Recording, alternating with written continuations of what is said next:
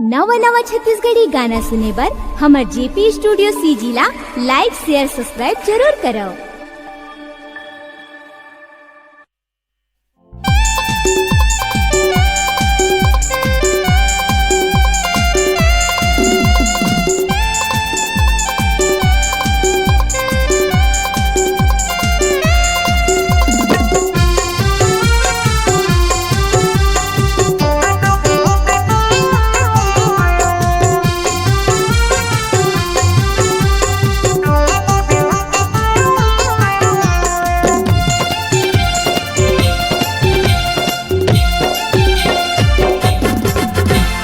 हे चुरी गजाला मोला तय पहचान ले। हे चुरी गजाला मोला तय पहचान ले। तोर पुराना दीवाना रे गहुआ ता कस सान ले। मैं तोर पुराना दीवाना रे गहुआ ता कस सान ले।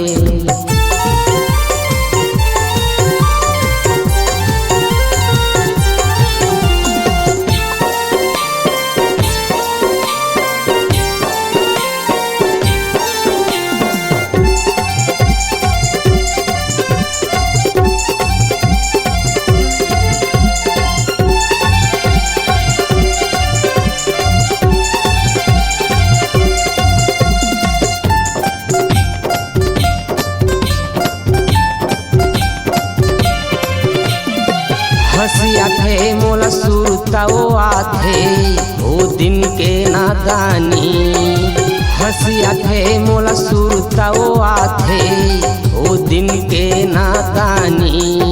तय हम खेलत रहेन घर धुंदिया मैं राजा तय रानी। तय हम खेलत रहेन घर धुंदिया मैं राजा तय रानी। हे चुरी गजाला मोला तय पहचान ले। हे चुरी गजाला मोला तय पहचान ले। मैं तोर पुराना दीवाना रे गहुआ ता कस सान ले। मैं तोर पुराना दीवाना रे गहुआ ता कस सान ले।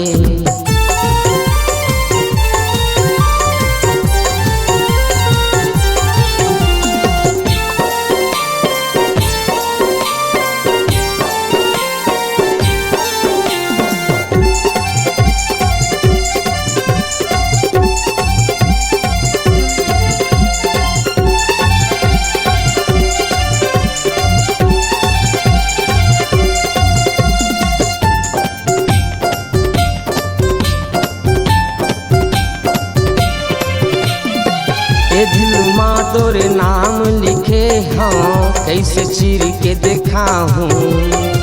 ए दिल माँ तोरे नाम लिखे हाँ कैसे चीर के देखा हूँ।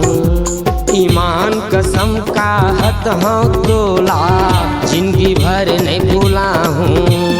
ईमान कसम का हत हाँ वो तोला जिंदगी भर नहीं भूला हूँ। हे चुरी गजाला मोला तय पहचान ले। हे चुरी गजाला मोला तय पहचान ले। तोर पुराना दीवाना रे गहुआ ता कस सान ले। मैं तोर पुराना दीवाना रे गहुआ ता कस सान ले। मैं तोर पुराना दीवाना रे गहुआ ता कस सान ले। मैं तोर पुराना दीवाना रे गहुआ ता कस सान ले।